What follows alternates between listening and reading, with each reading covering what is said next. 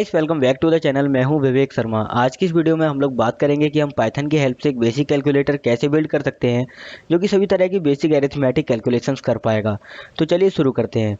सबसे पहले अपना वीएस कोड ओपन कर लेते हैं। यहाँ पर मैं वीएस कोड का यूज़ करूँगा। अगर आप लोग चाहे तो पाइथन आईडीएलई और पाइचार्म का यूज़ भी कर सकते हैं। तो यहाँ पर मैंने एक फ़ाइल बना रखी है जिसका नाम है calculator.py। फाइल के अंदर जब आप आ जाएंगे, यहाँ पर आपको दो वेरिएबल डिफाइन करने हैं। पहला वेरिएबल मैं यहाँ बनाऊँगा डिजिट 1 एंड डिजिट 1 को यहाँ हम डिफाइन करेंगे INT। यहाँ पर हम इंटीजर्स का यूज़ करेंगे। देन हम यहाँ इनपुट करा देंगे एंड यहाँ इनपुट के अंदर हम लोग डबल कोट में लिखेंगे enter first number and double colon लगा के हम यहाँ पर स्पेस दे देंगे। अब यहाँ पर मैं इसे थोड़ा साइज बड़ा कर देता हूँ जिससे आपको ये अच्छे से विजिबल हो।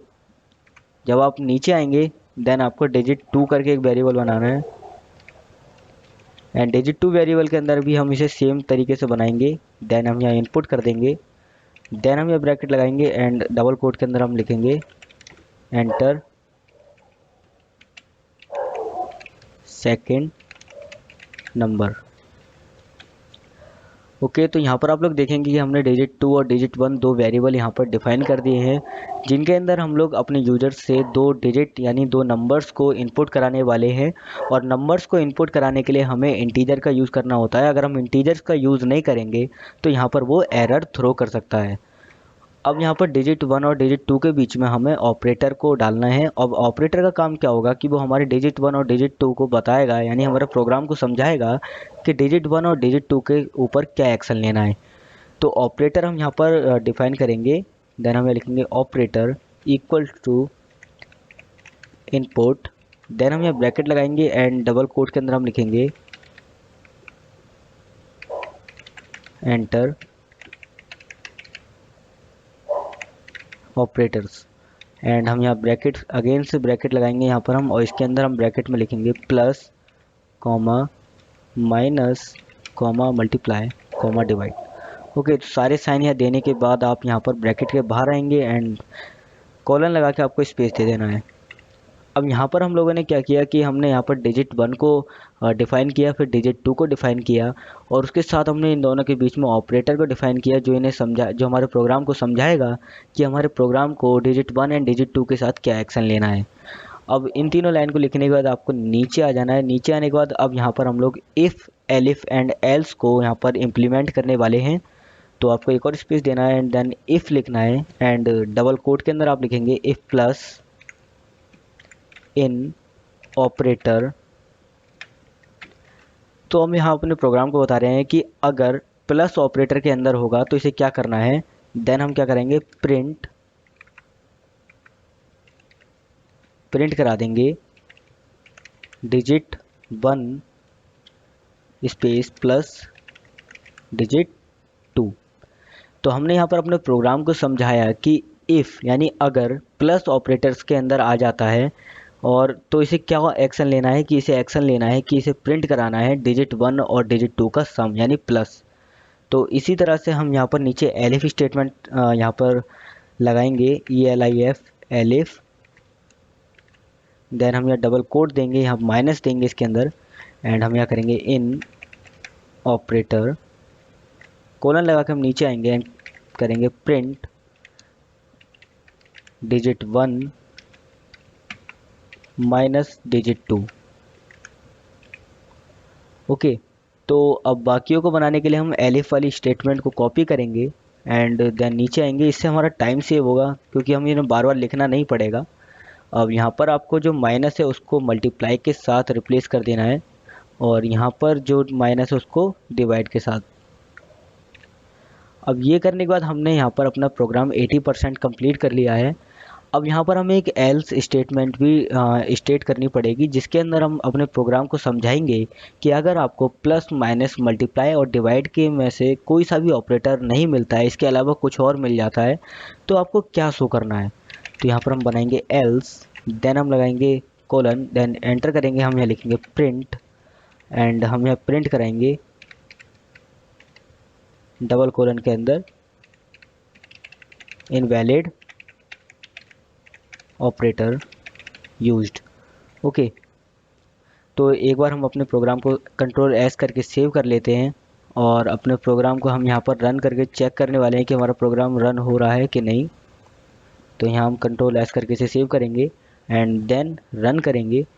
तो यहाँ पर आप लोग देखेंगे एंटर फर्स्ट नंबर करके यहाँ लिखकर आ गया है। यहाँ पर हम लोग अपनी डिजिट 1 डालते हैं, देन हम ऑपरेटर डालेंगे एंड देन 5। तो यहाँ पर आप लोग देखेंगे ये आ गया। अब मैं इसे अगेन रन करूँगा और यहाँ पर मैं डालता हूँ 58 माइनस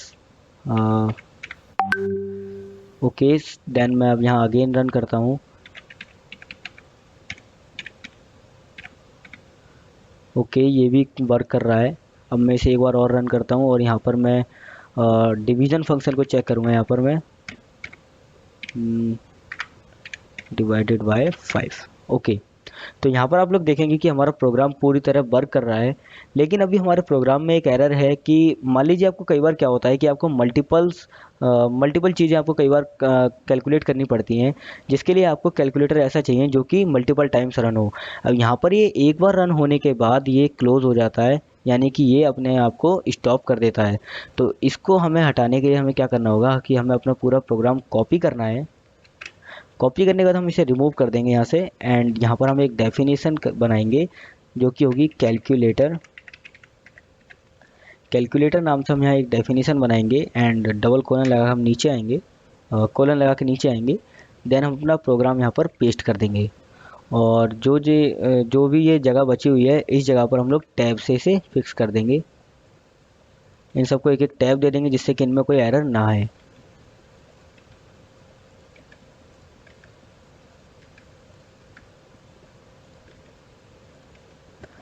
अब आप लोग देख पा रहे होंगे कि यहाँ पर कोई भी रेड लाइन शो नहीं हो रही है। इसका मतलब यहाँ पर से सारे एरर हट चुके हैं।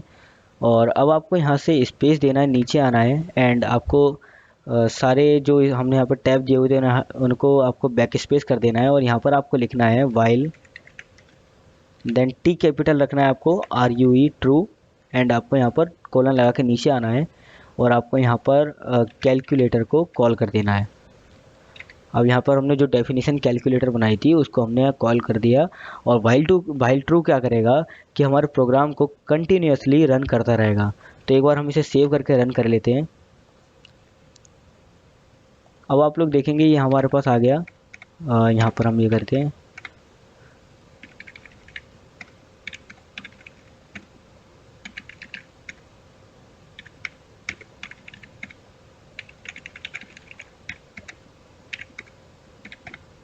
तो आप लोग यहाँ देख पा रहे हैं कि हमारा प्रोग्राम अब ब्रेक नहीं हो रहा है और कंटिन्यूसली चलता जा रहा है।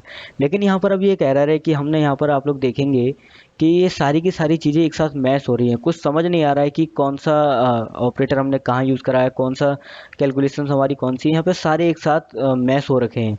तो उससे बचने के लिए हमें क्या करना होगा कि हम यहाँ पर वाइल ट्रू के पास क्लिक करके एक बार एंटर करेंगे एंड यहाँ हम प्रिंट करा लेंगे। ये कोई ज़रूरी नहीं है, ये सिर्फ हम इसलिए कर रहे हैं ताकि हमारा प्रोग्राम अच्छे से विजिबल हो और अच्छा लगे। तो यहाँ पर आपको इस टाइप से कुछ स्टार्स देकर सेव कर लेना है। अब यहाँ पर स्टार्स देने के बाद हमने सेव कर लिया एंड हम यहाँ रन करेंगे एंड इसको मैं डस्टबिन करके अब रन करता हूँ। तो यहाँ पर आप लोग देखेंगे कि ऊपर इस तरह से स्टार्स की लाइन आने लग गई। अब ये लाइन क्या करेगी अब आप समझ जाएंगे।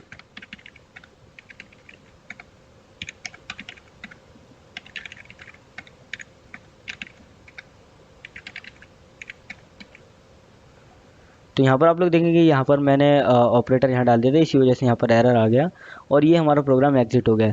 लेकिन आप लोग यहाँ देख पा रहे होंगे कि हमारे प्रोग्राम में अब हमने ये चीज़ इंप्लीमेंट कर दी है, जिसकी मदद से क्या हो रहा है कि हमारे जो भी हम एक बार रन कर रहे हैं, यानी हमारा प्रोग्राम जो जितनी बार भी रन हो रहा है उतनी बार वो उसे सेपरेट भी कर रहा है। जैसे मान लीजिए हमने यहाँ पर कैलकुलेशन करी 4585 प्लस 5565 को, तो इसने उसका आंसर देने के बाद उसे सेपरेट कर दिया, देन ये अगेन वर्क करने लगा। तो इससे क्या होगा कि आपको ये समझ में आता रहेगा कि हमारा प्रोग्राम मतलब आप किस चीज़ की कैलकुलेशन कर रहे हैं। देन अब हम यहाँ पर से एक बार अगेन रन करेंगे और मैं आपको एक चीज़ दिखाता हूँ कि यहाँ पर अभी भी एक एरर है कि जैसे आप मान लीजिए कोई नंबर देते हैं देन प्लस करते हैं। अब यहाँ पर मैं मान लीजिए 55.5 मैं यहाँ पर इसके साथ प्लस करने लगूँ तो ये मेरे को एरर थ्रू कर देगा कि invalid literal for int with base 10। तो यहाँ पर इंटीजर्स जो होते हैं वो फ्लोटिंग वैल्यूज़ को एक्सेप्ट नहीं करते हैं, यानी फ्लोटिंग वैल्यू मतलब कि डेसिमल वैल्यूज़ को एक्सेप्ट नहीं करते हैं। तो उस एरर से बचने के लिए यहाँ पर हमने दो जगह पर इंट यानी इंटीजर का यूज़ किया है, उसको हम चेंज कर देंगे फ्लोट के साथ। तो यहाँ पर हम लोग इसे फ्लोट कर देते हैं और दोनों तरफ फ्लोट करने के बाद हम इसे कंट्रोल एस से सेव करेंगे एंड देन अगेन रन करेंगे। तो आप लोग देख पाएंगे कि यहाँ पर मैं इसे रन करूँगा प्लस 55.5 करूँगा तो अब ये मुझे एरर शो नहीं करेगा और 513.5 इसने मेरे को आंसर शो कर दिया है। इसको और भी अच्छे से दिखाने के लिए आप क्या कर सकते हैं कि जैसे मान लीजिए प्रिंट के अंदर आप थोड़ा सा मतलब मॉडिफिकेशन कर सकते हैं। आप यहाँ पर लिखेंगे डबल कोट के अंदर the addition of comma digit 1 comma आपको ब्रैकेट में देना है एंड देन कॉमा देना है डिजिट 2